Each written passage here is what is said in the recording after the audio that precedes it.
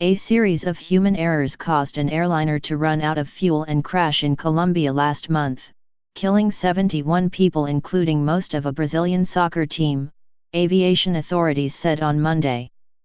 Colombia's Civil Aeronautics Agency concluded in its investigation that the plan for the flight operated by Bolivia-based charter company Lamia did not meet international standards.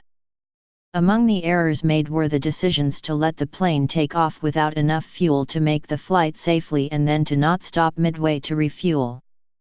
The pilot also did not report the plane's emergency until it was too late, it said. Neither the company nor Bolivian authorities should have allowed the plane to take off with the flight plan submitted, said Freddy Bonilla, Air Safety Secretary for Colombia's Aviation Authority. He said the agency's preliminary conclusions were based on the plane's black boxes and other evidence. Experts had earlier suggested that fuel exhaustion was a likely cause of the November 28 crash that wiped out all but a few members of the Chapecoense soccer team, as well as team officials and journalists accompanying them to a championship playoff match in Medellin, Colombia.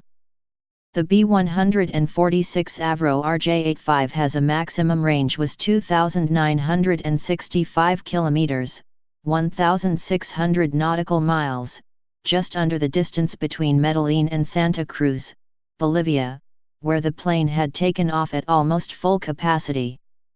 The plane was in the air for about 4 hours and 20 minutes when air traffic controllers in Medellin put it into a holding pattern because another flight had reported a suspected fuel leak and was given priority. Investigators found that crew members of the Lamia flight were aware of the lack of fuel but waited too long to report the emergency.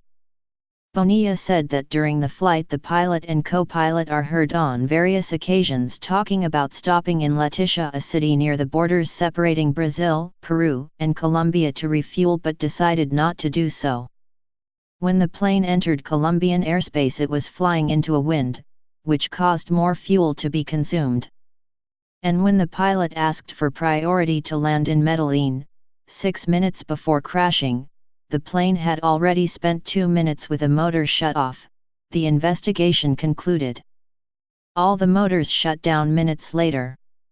In a recording of a radio message from the pilot, he can be heard repeatedly requesting permission to land due to a lack of fuel and a total electric failure.